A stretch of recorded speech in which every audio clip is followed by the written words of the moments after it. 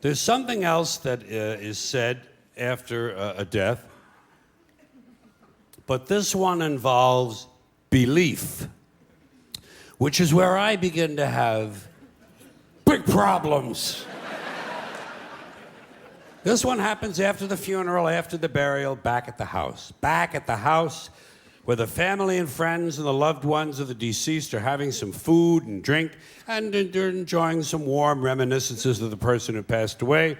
Sooner or later, someone is bound to say the following, especially after a few drinks.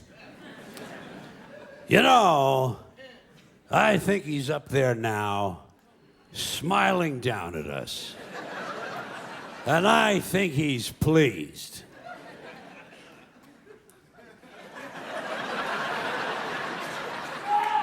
Now, first of all, there is no up there. No. For people to be smiling down from.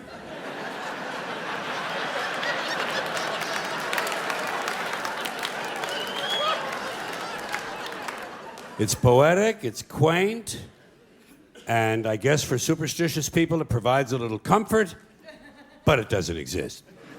But if it did, and if someone did somehow survive death in a non-physical form, I personally think he'd be far too busy with other celestial activities than to be standing around paradise, smiling down.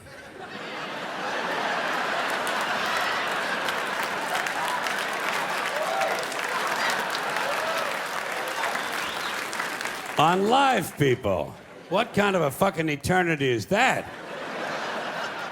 And why is it no one ever says, I think he's down there now, smiling up at us?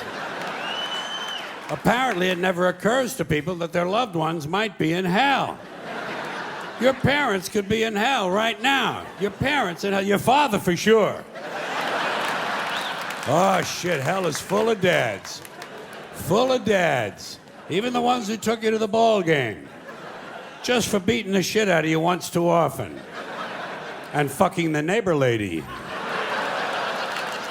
and fucking the neighbor dog, and who knows, maybe even fucking the UPS man. We'll never know what mischief Dad was up to. Parents in hell. Kind of gives you a nice feeling, doesn't it? It does me. Grandparents in hell. Picture that. Picture your grandmother in hell, baking pies without an oven. And if someone were in hell, I doubt very seriously he'd be smiling. I think he's down there now, screaming up at us. And I think he's in severe pain. People just refuse to be realistic. They don't like to be realistic. People would rather stroke themselves. You know, oh, they like to stroke themselves. Don't they stroke themselves? They stroke each other, they get stroked. They stroke the boss strokes them. Everybody strokes everybody. It's nothing but a big stroke job in this country. The government strokes you every day of your life. Religion never stops stroking you. Big business gives you a good stroke, and it's one big transcontinental, cross-country, red, white, and blue stroke job. Do you know?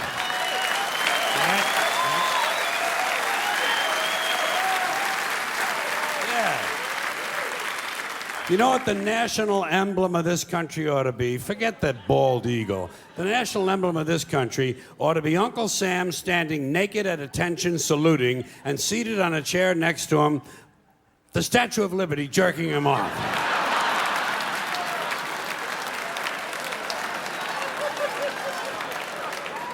That would be a good symbol for the United Strokes of America. It's all bullshit, folks. It's all bullshit and it's bad for you. Now, speaking of dead people in heaven, there are some people who not only believe that their dead parents in heaven can see them. Okay? Okay. They honestly believe that their dead parents in heaven can help them. You've heard these people, I'm sure. They honestly somehow believe that their dead parents in heaven can intercede with God on their behalf to gain favors for the living. I come from a Catholic home. I heard this shit. They sit there in the chair with the fucking rosary and they look at you like this, and they say, my dad was looking out for me. He was looking out. I don't know how he got me out of that jam, but he got me out. Oh, my mom was in surgery with me. I could feel her presence in there. Yeah. Fine. Like the people who die have nothing better to do than to run the heavenly branch of the Make-A-Wish Foundation. Now, if people want to believe this kind of stuff, it's fine with me. Let them believe it. I don't want to disabuse anyone of their beliefs. But I have a question about this. A question that involves logic. Let's suppose it's true. Let's allow the proposition that somehow dead parents in heaven can help their living children. Fine. So, we got a family living on earth, father and mother and 4 kids. Family of 6. Good family, nice family, doing all the right things, having a good time, making all the right moves. And the parents go away on a weekend trip and get killed in an accident. And the children, of course, survive. So now, according to this theory, these 2 people go to heaven and they start helping their 4 living children. Helping them with everything they need. Helping them with their science projects, with their SAT scores. Helping them get a good school and get a nice job and get a promotion and a raise and someone to marry, and they all grow up. These 4 kids now grow up and have children of their own. And let's say that all 4 of these now grown children also die at the same time. Just for the sake of argument. Let's say there's an explosion at Thanksgiving dinner. And these 4 die, but their children survive because they were seated at the children's table.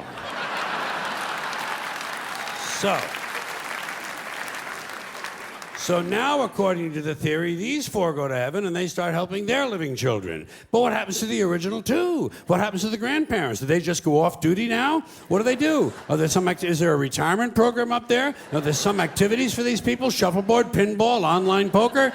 There must be something they can do. Or do they have to remain on duty indefinitely? Do they have to keep on helping their living descendants forever and ever and ever? Is that what heaven's all about, helping the living? When do you get to just lie back on a cloud and take a fucking harp lesson? You know what I mean? Because people have been dying for a long, long time. There's been a lot of dead motherfuckers. Did you know that?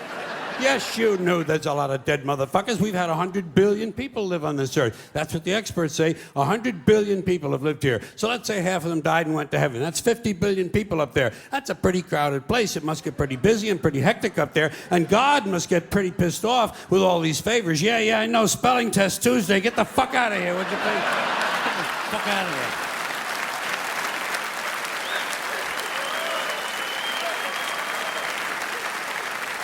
You know, even God can go on sensory overload. That's why he wanted 1 day off a week. Christians gave him Sunday, Jews gave him Saturday, Muslims gave him Friday. God has a 3-day weekend, which is probably just what he needs. Now, just a couple other questions about this whole theory. Suppose you die without having any children. Who do you help? Strangers? It would be nice. Suppose you're an adopted child.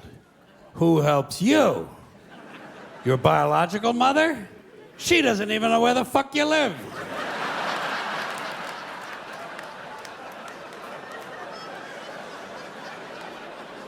Suppose you kill your parents.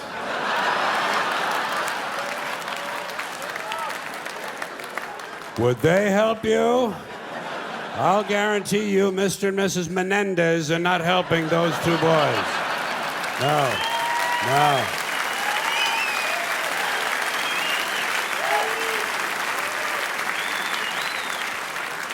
Yeah, it's all bullshit, folks, and it's bad for you. It's all bullshit. That's what you have to remember as you go through life in this country. It's all bullshit, and it's bad for you.